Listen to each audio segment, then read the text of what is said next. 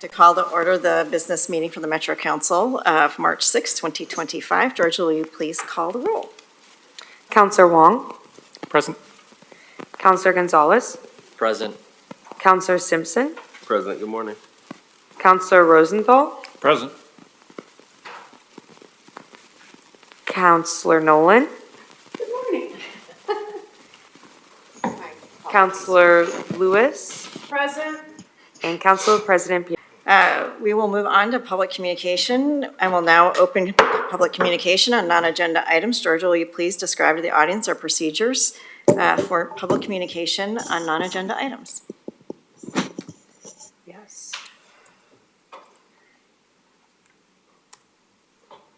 I skipped over the safety video. Oh, yes. Can we play the safety video, please?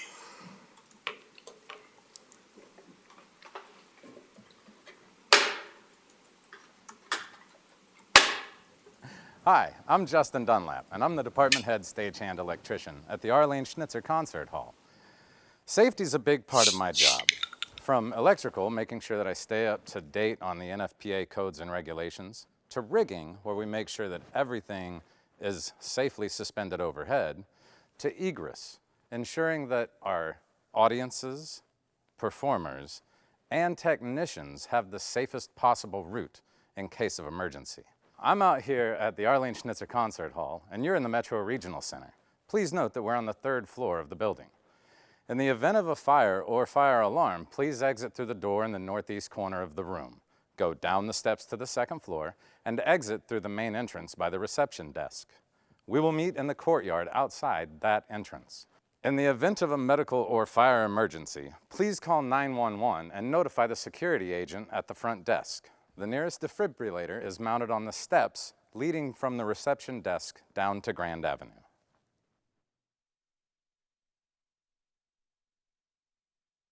Portion of the meeting. If anyone wishes to testify on non-agenda items, now is the time to do so. Public testimony will be limited to 3 minutes. I will manage a timer to go off at the 3-minute mark. If you have not already signed up to speak, you can do so now. If you are joining us on Zoom, you can sign up to testify by raising your hand on Zoom. Depending on your version of Zoom, the raise hand function has its own tab or is located within the reactions tab. Those calling in can raise their hands by dialing *9. If you are joining us in person, you can sign up by filling out one of the blue cards in the back of the room and bringing it up to me. For those joining us on Zoom, I will promote you to a full panelist when it is your turn to testify. I will call on your name or phone number when it is your turn to testify, and a window will appear asking you to accept being promoted to a panelist. Once you click accept, your Zoom window will close for just a brief moment before you rejoin as a panelist, where you will be able to turn on your camera if you like. As a reminder, you do not need to give your physical address. However, please introduce yourself for the record before testifying. And Council President Peterson, I have not received any blue cards. We can give it a minute for virtual folks. I'm also seeing no hands raised in the audience there. All right, well, seeing no one coming forward and no hands up, I will close testimony on the public communication portion of the meeting on non-agenda items and move on to the consent agenda. Today's consent agenda consists of 3 items: consideration of the January 23rd, 2025 council meeting minutes, consideration of the February 20th, 2025 council meeting minutes, and resolution number 25-5468 for the purpose of repealing Metro's 1% for art guidelines and adopting new 1% for art guidelines. Is there a motion for the consent agenda? So moved.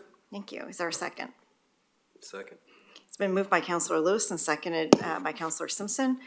Any further discussion? All those in favor say aye. Aye. Aye. Aye. All those opposed? It passes. Thank you. All right. When we move on to our resolution for the day, which is resolution number 25-5469 for the purpose of approving 2024, or is it 2025? Are we in the wrong year again? 2025 Nature in the Neighborhoods, Nature Education and Outdoor Experiences Community Grants. Counselors, the Nature and Neighborhoods Community Grants Program is a pillar of Metro's parks and nature investments. For nearly 2 decades, these grants have helped improve water quality, fish, and wildlife habitat while connecting people to nature. The 9 grants before us today represent 9 opportunities to improve equitable access to parks and nature and support BIPOC organizations that provide education, restoration, and more. I'm going to call up John Blasher, our Parks and Nature Director, and anybody else who's coming up with you. Thanks. Good morning. Is this on? Yep, oh, there we go. Okay, good morning, President Peterson, Metro Councilors. I'm John Blasher, Director of Parks and Nature here with Metro. We can bring the presentation up, please.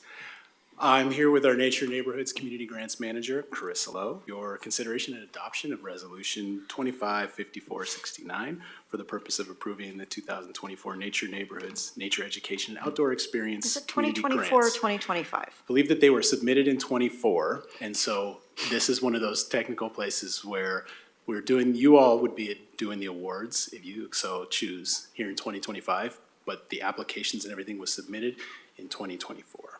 So for the record, shall we call it 2025 to make it easier and more streamlined? Yes, thank you. Thank you, President Peterson. Let's just clarify. We shall clarify that. Before we get into the rest of this, again, want to thank you, councilors, and your leadership for ensuring the region continues to see investments in parks, trails, and natural areas that protect clean water, restore fish and wildlife habitats, and provide opportunities for people to enjoy nature close to home. From 2018 to 2023, Metro awarded almost $4 million in these 2 Nature Neighborhoods Community Grant categories. Those categories are Nature Education and Outdoor Experience grants that you'll hear from today, and the Community Stewardship and Restoration grants. I also want to thank the voters for their renewal of the levy in 2022, which provided another 5 years of funding for this important work. Now we can go to the next slide, please, and I will turn it over to Carissa. All right, thank you, John. Hello, everyone. Thanks for having me here today. My name is Carissa Lowe. And also, just real quick, a clarification around that timing. I know it's a little confusing. We're trying to shift the busy work, like paperwork part of the grant application opportunity to the winter so that these organizations that do a lot of work in the spring and summer have time to focus on that instead. And that creates a little weirdness around the dates. So I know it's a little inelegant and confusing, and we're trying to work on that. And I appreciate the feedback. We'll do better in the future. As John said, my name is Carissa Lowe, and I'm the Nature and Neighborhoods Community Grants Program Manager. I am here to describe the Review Committee's recommended grant awards and the resolution before you for your approval. And we do have a Review Committee member who is joining us, but she has been stuck in traffic. So we will hear from her in a bit. I'm sure she'll join us. We're also going to hear from an organization representative from Hike It Baby DBA Outgrown. Courtney Schultz is joining us virtually. And we're also going to hear from Sugan from Working Theory Farm, another one of our recommended grantees. So just a little bit of quick background about this project. The Nature Education and Outdoor Experiences grants support and create partnerships in local communities that improve water quality, fish and wildlife habitat, and connect people with nature. The 3 goals for the Nature Education grant selection are goal number 1, cultural equity, goal number 2, environmental equity, and goal number 3, economic equity. I want to take a moment to thank our wonderful volunteer review committee. Our committee members bring a diverse array of backgrounds and skill sets to this work, but they share a passion for increasing access to nature education and outdoor experiences. This year's committee included folks who work for local environmental nonprofits, community-based organizations, local government agencies, funders, and more.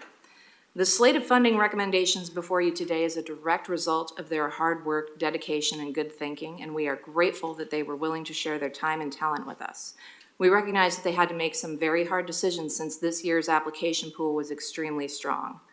And I believe, my review committee representative is unfortunately on her way, so we're just gonna cruise on through and then we'll pivot back to her and it'll be fine. Thank you for your grace. All right, so let's go to the next slide, please. And we're going to dive right into our funding recommendations. So this year, Metro received 33 pre-applications, which totaled $2.85 million in funding requests for this program. The review committee invited 19 organizations to submit $1.66 million in funding requests. The review committee is recommending to the Metro Council the following 9 grants for funding for a total of $750,000. Our first recommended grant is an award of $50,000 to the Columbia Slough Watershed Council for their Naturalist Events Program, which offers free opportunities for all community members to learn about the Columbia Slough, deepen connections to nature, and safely connect with others. Next slide, please. Next up, we have Healing Grounds, which is a project of the Cully Black Resource Network. They're in the process of rebranding to Oregon Black Resource Network. And this is a project that transforms brownfields into healing gardens, and these spaces address environmental challenges while providing safe, accessible places for healing and community connection. Next slide, please.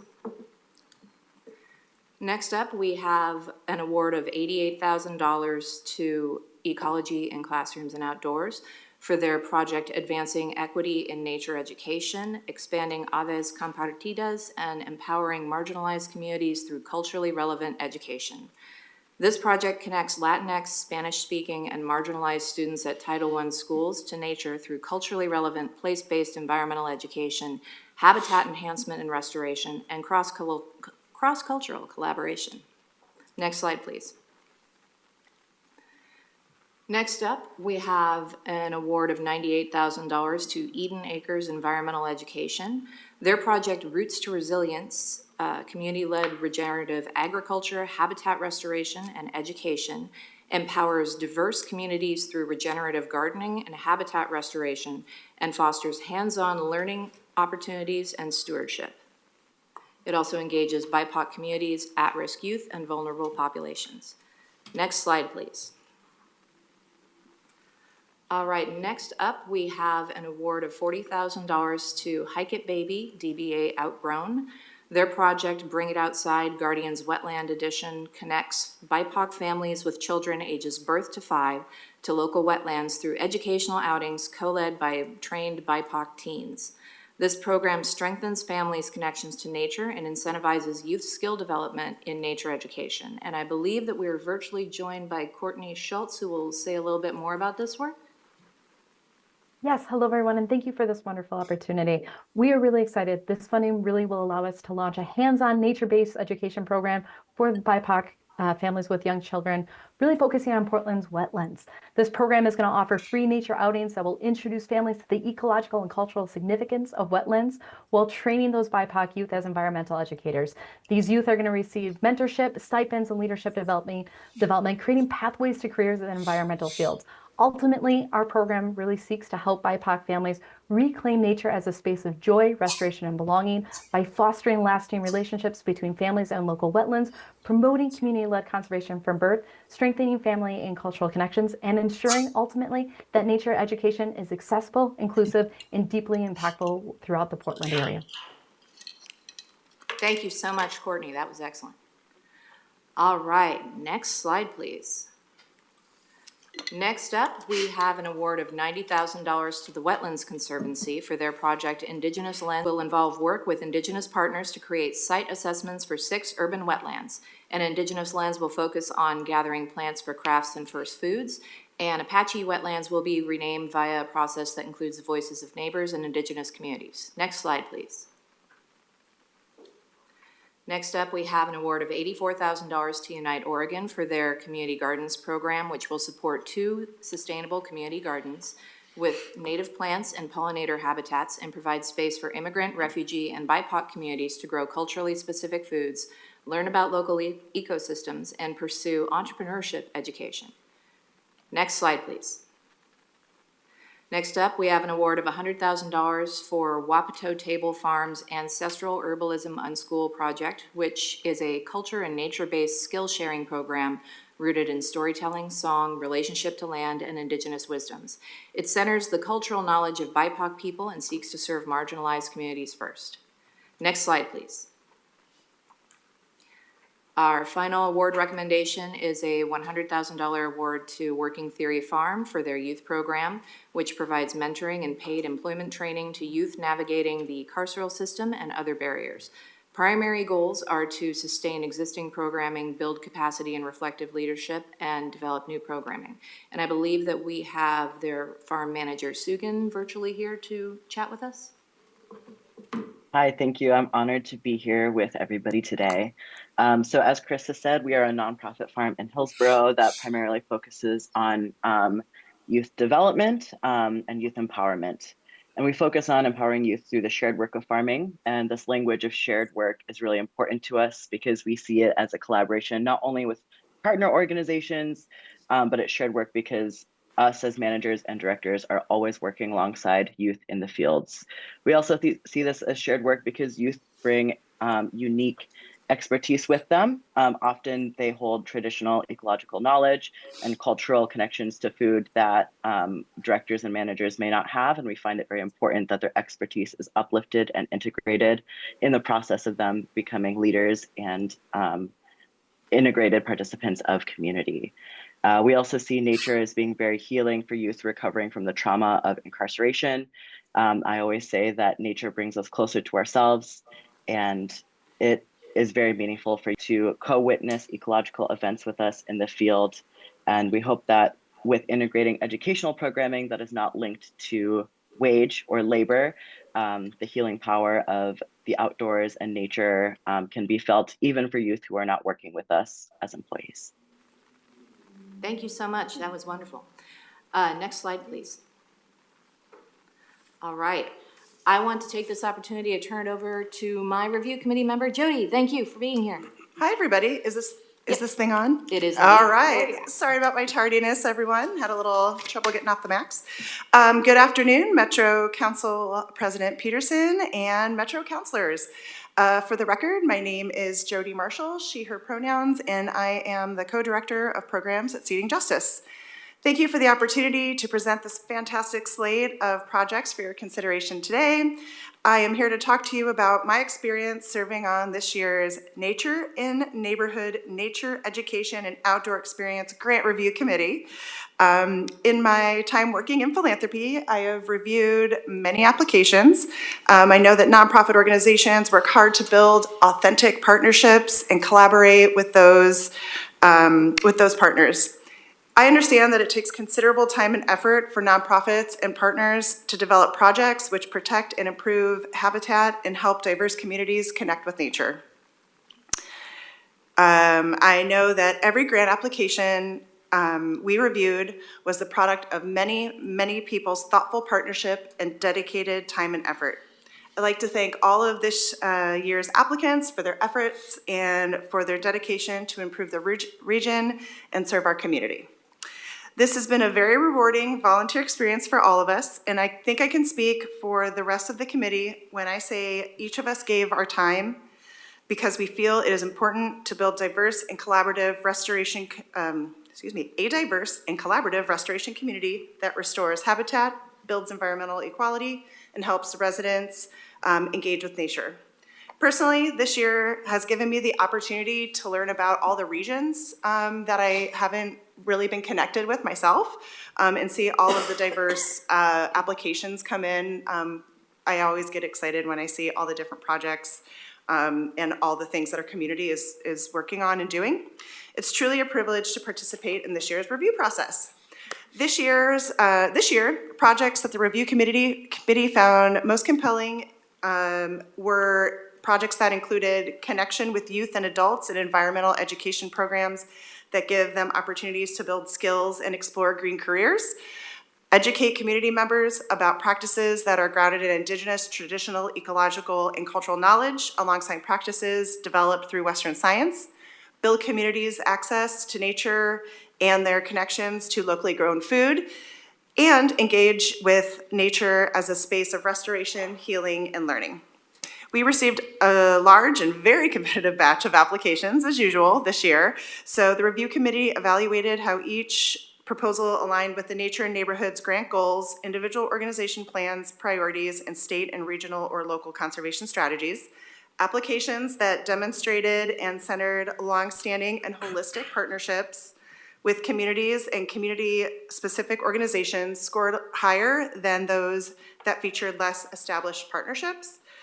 We also found it compelling when applicants meaningfully incorporated opportunities for program participants to gain experience in hands-on restoration and agricultural work, connect with cultural first foods, and to build skills and career development opportunities for youth and early career professionals in the environmental sector.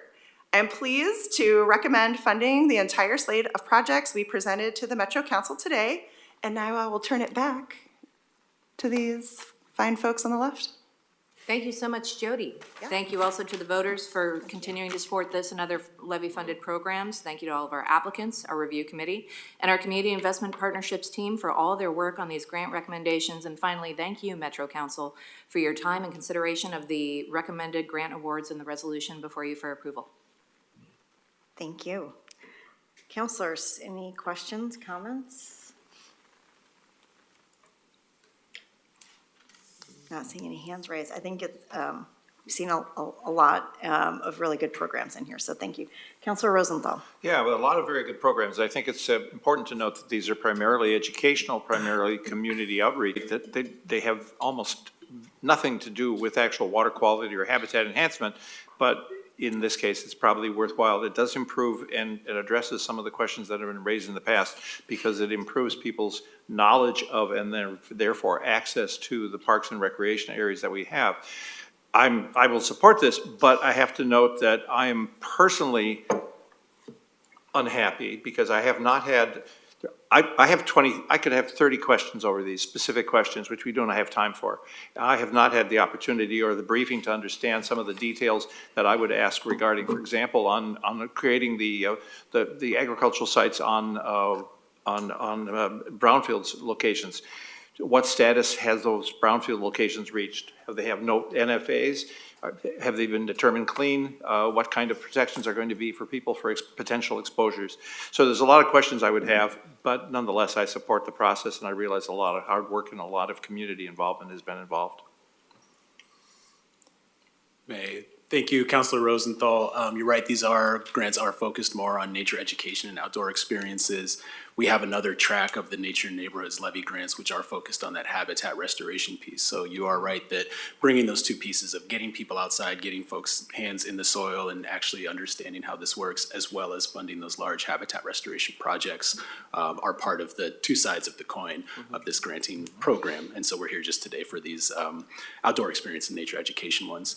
To your question too, or your great feedback about not having enough time to dig into this, we'll work on that for next time and make sure that you all have opportunities for briefings to see and hear all of the different grant proposals, applications, and ask all those different questions that you have. And we'll get in your inbox, if it's not already, a comprehensive response to some of the questions that you were asking just now. And we'll work to make sure that you have those opportunities to hear all those details. Thanks for that feedback. Great, thank you. Counselor Wong. Yep, thank you, Madam President, and thank you to all the partners for these great applications. Thank you, Jody, for volunteering. I know it's a lot of work, and thanks to the staff for bringing these forward. I think there's a great slate of projects, and I think just the two things I want to say are, first, it's a tough time out there, and I'm wondering, is the staff, are we connecting our partners and grantees with other potential opportunities and resources? I saw for Healing Gardens, they do work on brownfields, and I know we have a brownfields grant program. And we also have the Nature Neighborhood Capital grants. So I'm just wondering if you've thought through like a holistic approach of like, if these are the community's visions and goals, how do we help them get there? And this grant program may be part of it, but whatever pieces of the puzzle are out there, and what is Metro's role in that? That's my question. And my second comment is, I really appreciate the frame that we used and the lens that we applied to selecting these projects. And given everything that's happening in the world, that is more important than ever. So thank you for bringing your authentic selves and bring that value set to this grant process. Thank you, Councilor Wong. To your question about connecting partners with resources, we've heard that several times from this council, definitely from Councilor Lewis, about how do the levy grants, can they connect with the bond grant, the capital grants through the bond? the team that Carissa is a part of our community investments program manages the local share component program from the bonds, the capital grants, the community choice grants, these nature and neighborhoods levy grants. We also have a community partnerships program manager where we try to collect and have relationships that aren't necessarily through a funding process, but we're really big on providing all those resources and information to connect those dots. And then as an agency, Carissa and our colleagues are also connecting with other funders, grant makers and funders within the agency, whether that's through planning or WPES. And so there really is that collaborative effort, and through Johannes in the COO's office to really identify some of those. We can always be better, but there are often or significant efforts to make sure that we're making it easy for community groups to connect with us and let us know what their goals, visions, and intentions are, and how we can navigate the internal bureaucracy of where different funding programs are to help connect them to those resources and connect them with those program managers. So that is definitely the intent. We can always be better. Chris, I don't know if you want to add anything to that? I was just about to ask you, yes. Great questions, and I appreciate it.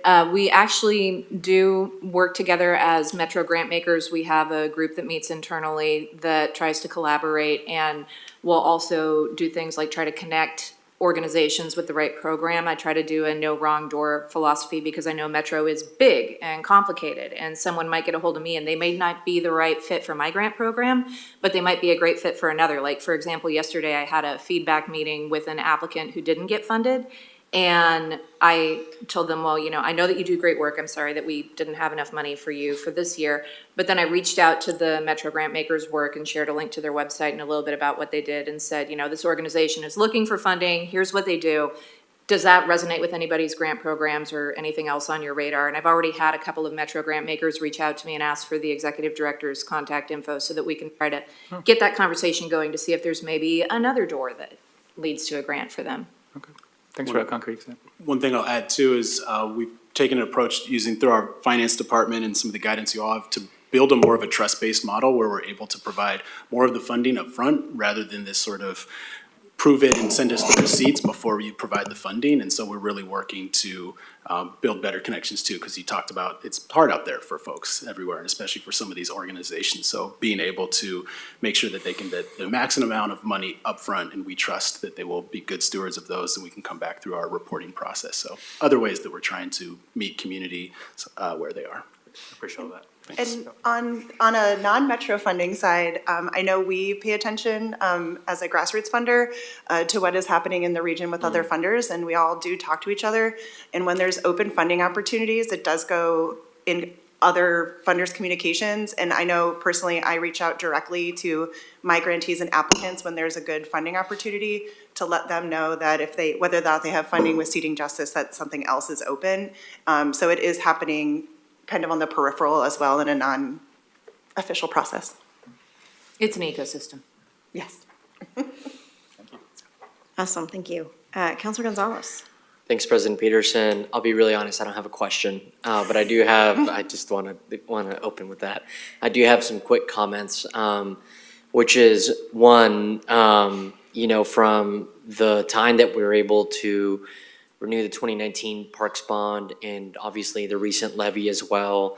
I think that in my experience with that, there's a perceived tension, maybe a real tension between like the ecological conservation, but then like the human access and how we engage with nature. And so I think we felt that we felt some of that even today in the conversation, but the specific investments that we're making, I feel like are reflecting of the values that we have been really hoping this agency can get to, especially in partnership with incredible community members and community leaders to guide us in the resources that we have at our disposal. So I feel really proud that we're continually able to advance that and make sure that these dollars are reaching families, communities, neighborhoods that deserve access to nature and to interacting with our green spaces. So I think that's awesome. And just really briefly also want to acknowledge the great work of Working Theory Farm and they're in my district, and they're one of the few urban farms inside the urban growth boundary, and they do some really great programming. So anyway, I'm happy to see them score highly and get some funds. But yeah, thank you for your hard work with us, and I'm looking forward for us to continue to pump money out into the community, especially as Councilor Huang mentioned, the uncertainty, funding, and things like that, and continuing to show that our region values projects like this is really meaningful. So thank you for your hard work. Thank you. Thank you. Councilor Lewis. Sure, thank you so much. Just wanted. Thank you. Councilor Lewis. Sure, thank you so much. Just wanted to lift up what good work these organizations do. But there's so many other organizations that do good work. I'm glad to hear that we are making those connections and helping lift up the entire ecosystem. Because in particular with the work of habitat restoration and taking care of our literal backyards and our metaphorical backyards, there's no amount of government resource, government employee time, government land that we own and protect that will do the work for us. We need everybody who lives in our community to help take care of the community, which is why I'm so excited to see so much youth emphasis in the grants that came forward today. I have been able to witness firsthand the good work of Outgrow and Hike It Baby. They were actually like right inside my district, but almost Councilor Simpson's district a couple years ago, doing some good work in some incredible habitats. So while the emphasis here is on learning, I do think there's also some physical space improvement that in the future I would love to just see the plat map of where all these activities are happening, because all the way from Councilor Gonzalez's district to my district, if you look at the region, we are making a little bit of impact here. So thank you for the work. And the only request I would have is in the future a little map. Thank you. Yeah, I'm excited to do a mapping. It's a little complicated because most of these projects take Happen place in in multiple different places. spaces. So yeah, I've been trying to figure out how am I going to make this useful and not look like, Yeah. chaos, but it's gonna be awesome. Great. Stay tuned for next year. I know somebody here knows a GIS person who'll make it beautiful. Awesome. Any other comments? Seeing no hands raised, thank you so much. And I will call for a motion on resolution number 25-5469. Move adoption. Thank you. Is there a second? Second. It's been moved by Councilor Nolan and seconded by Councilor Lewis. Is there any further discussion? Seeing none, Georgia, will you please call the roll? Counselor Nolan, Yes. Counselor Wong, Yes. Counselor Gonzalez, I Counselor Simpson, Yes. Counselor Rosenthal, Aye. Counselor Lewis, Aye. and Council President Peterson. Aye, the motion passes. Thank you. Looking Thank you. forward to all of the results from this. Thank you very much. so much. There's Appreciate it. generations to come, but there will be results. All right, moving on to our Chief Operating Officer communication. Before Marisa gives her update, I'd like to take a moment and remind us all of March 9th, 2020. If you will remember, that was a date that marked the beginning of a turning point. The world was on the brink of a global crisis. Financial markets were in free fall, and later it would be called Black Monday. As fears over COVID-19 sent stocks plummeting, at the same time cities across the U.S. were grappling with the first confirmed cases of the virus, and life as we knew it was about to change. But for Metro, the regional government serving the Portland metro area, March 9th was also a day of new beginnings. It was Marisa Madrigal's first day as Chief Operating Officer. Little did she know she was stepping into one of the most challenging leadership roles at one of the most pivotal moments in history. As the pandemic took hold, local governments had to act fast. Public services, transportation, parks, and vital community programs, everything Metro oversees had to adapt overnight, and at the center of it was Marisa. Her leadership was put to the test immediately. She helped navigate Metro's response with decisive action, ensuring that services continued while prioritizing public health and employee safety. She worked to stabilize operations, support Metro employees, and maintain trust in local government during a time of deep uncertainty. One of those counselors that was here that day was Counselor Gonzalez. Yeah. What to share? Yes. I mean, there's a lot to share about Marisa. How much time do you have? We have until 1, right? No, we have an executive All right, session. you're right. All right. Well, Marisa, you've stepped up in a way that few leaders could. You have been calm, clear, always thinking ahead, and I'm so grateful that you're at Metro. Congratulations on 5 years. Thank you. Another counselor that was there was Counselor Lewis. Sure. Thank you so much for taking the leap.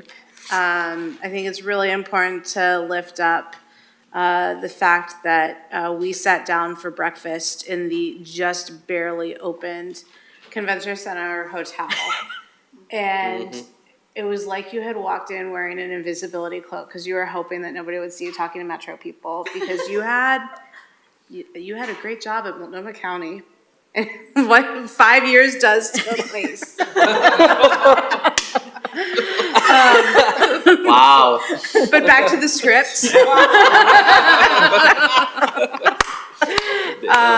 Back to the script. Your experience and expertise, yes, they were right. Your training, your work in local government, your grad degree. We didn't know how lucky we were that you think through a crisis before the crisis erupts, because you didn't just help us manage the crisis. You helped Metro emerge stronger, more resilient, more focused on equity and community needs. And we're a completely different agency than the agency I ran for 7 years ago. And I mean that in only a good way. And it's because of your vision. And COOs, city manager aren't supposed to have vision, but you do, and it's good. So thank you. And obviously, it's not just your first day, but every day since, every month since, and every year. You have provided us the stability that we needed through these hard times. And I know that other counselors may want to weigh in who have been here, maybe not on your first day, but have seen your leadership. I don't know if anybody else wants to add anything. Yeah. Well, I'll add, you've been just a guiding force since I've been here. I've been here roughly 25 months now. And it's been, I mean, even in that time that Counselor Lewis and Counselor Gonzalez and President Peterson brought up, from that moment, there's been crisis after crisis after crisis that you've navigated us through. And I think that just shows the type of leader you are, because you care, you start with the heart, you care there, and then you work forward from that point. And I think that that's something that a lot of us could take to heart, but and take into practice in our leadership. But I'm really grateful and I'm thankful for the work that you do for our community, the way you lead our staff, the way you support them. I couldn't ask for a better COO, so thank you. Counselor Wong. Thank you. Yeah, and I wasn't here when you first started or part of a hiring process, but every time an organization, a company, a nonprofit, when they hire a chief executive or an executive, we're always looking for a unicorn. They're like, do you have the technical ability? Do you have the people skills? Do you have the right values? And I think we found a unicorn this time around. So thank you for everything that you bring and the values and heart that you bring to this role. I think having hard conversations and doing that with compassion is probably the thing I'm most impressed by. So thanks for all you do. Anyone else want to weigh in? Counselor Rosenthal.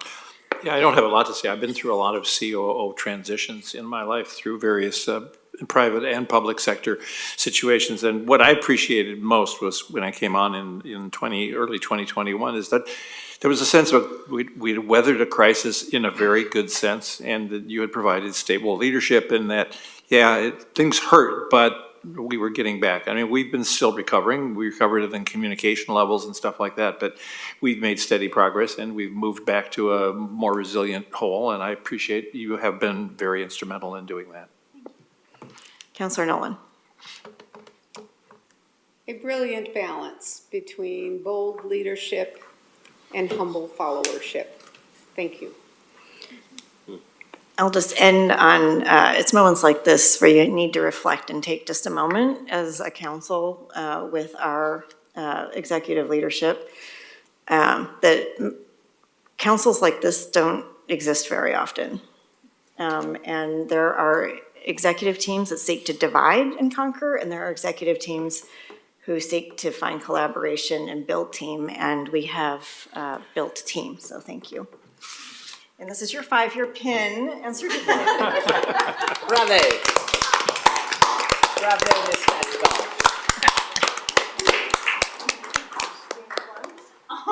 Bravo. Well, my daughters will be delighted to know that I'm a unicorn. Anything to add?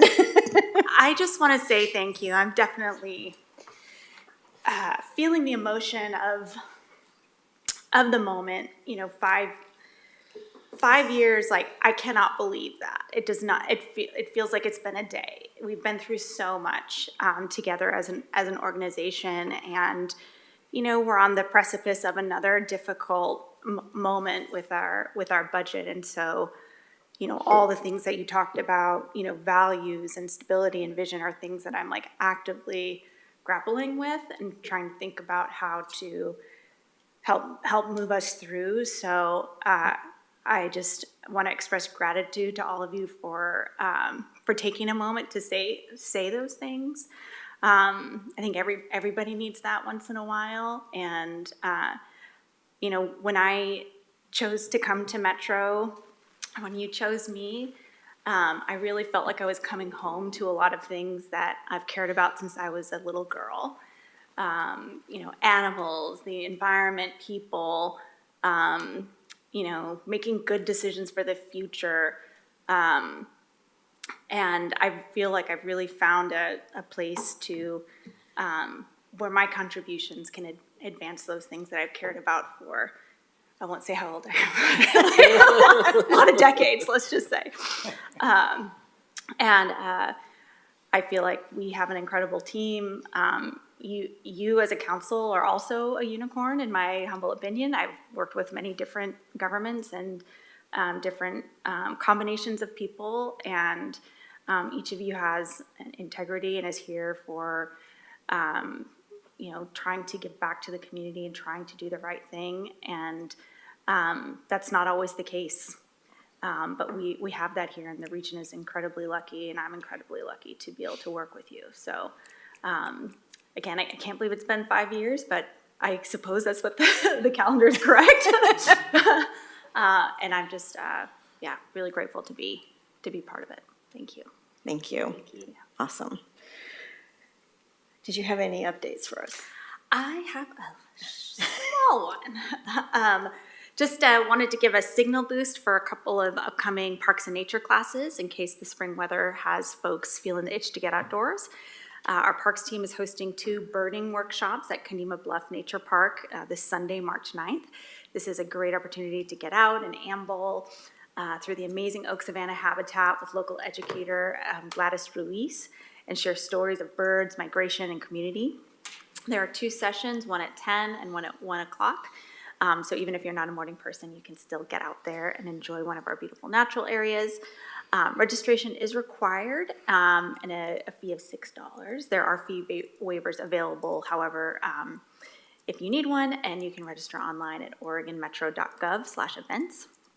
And then if you can't make it out to Chehalem Ridge this Sunday, or I'm sorry, Kenema Bluff, they'll also be hosting a native species planting and lichen BioBlitz on Saturday, March 15th from 10:30 to 1:30.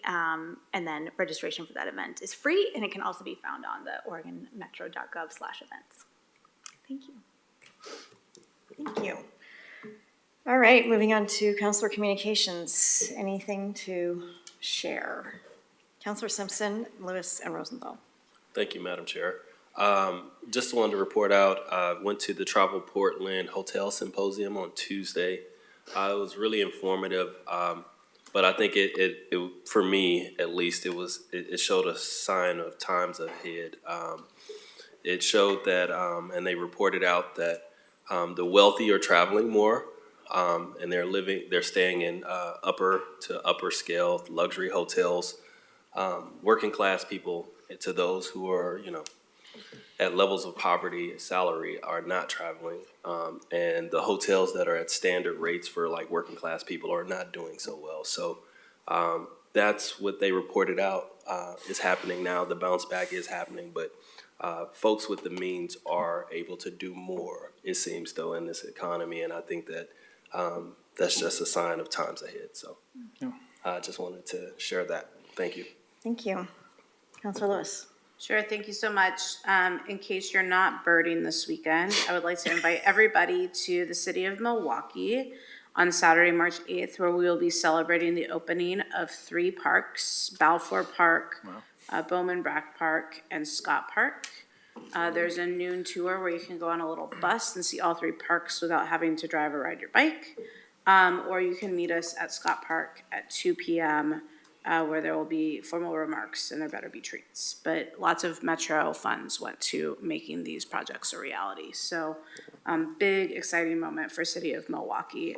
Really excited that they're grouping them together because they were grouped as a project.